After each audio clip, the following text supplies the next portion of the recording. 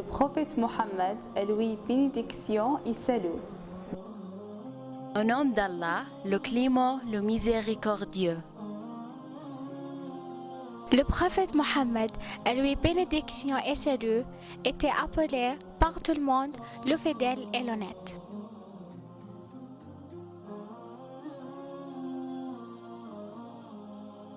Le prophète Mohammed, que la paix et la bénédiction soient sur lui, a permis la coexistence des musulmans et des juifs à la Médine, sans problème et selon les valeurs de la justice islamique et la justice absolue.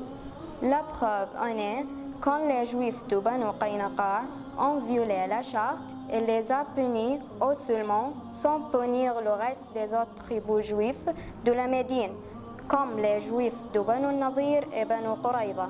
Et ils respectaient toujours la charte avec eux jusqu'à ce qu'ils l'aient violée. Anas ibn Malik, qu'Allah soit satisfait de lui, racontait: je marchais avec le prophète Mohammed, la paix et les bénédictions soient sur lui, et il portait un lourd et sec manteau de Nejran. Soudainement, un bédouin lui tirait fortement, ce qui affectait le cou du prophète. Le bédouin a dit ensuite: donne-moi de l'argent de zakat, qui est avec toi. Le prophète Mohammed se tournait vers lui et riait, puis il ordonnait de donner au bédouin un don, ce qui montre la tolérance du prophète. Comment le messager d'Allah traitait-il les impies de la Mecque? Le prophète Mohammed traitait gentiment les impies de la Mecque. Le messager d'Allah faisait de tout son mieux pour les mettre dans le droit chemin et les faire sortir des ténèbres à la lumière. Bien qu'il se soit obstiné et ait maltraité toujours le prophète et ses compagnons, notre sage prophète continuait à les inviter à l'islam, réalisant le bonheur et la réussite dans le monde d'ici-bas et de l'au-delà. Gandhi dit: le prophète Mohammed possède incontestablement le corps de millions de gens. Y a-t-il un homme plus noble que le prophète Mohammed? Lamartine.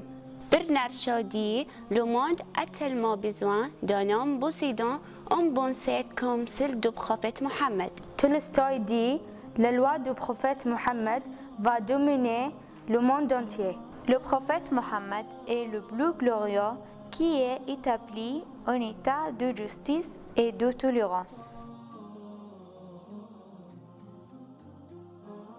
On ne trouve jamais un modèle à suivre plus noble que le messager d'Allah. Mohammed, à lui bénédiction et salut.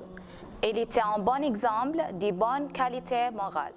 Dans son ouvrage, les 100 personnalités les plus influentes de l'histoire, Michel Hare a placé le prophète Mohammed en tête de sa liste. Il indique certains lecteurs seront peut-être surpris de me voir placer Mohammed en tête des personnalités ayant exercé le plus d'influence dans le monde. Mohammed est le seul homme au monde qui ait réussi par excellence sur les deux plans religieux et séculiers.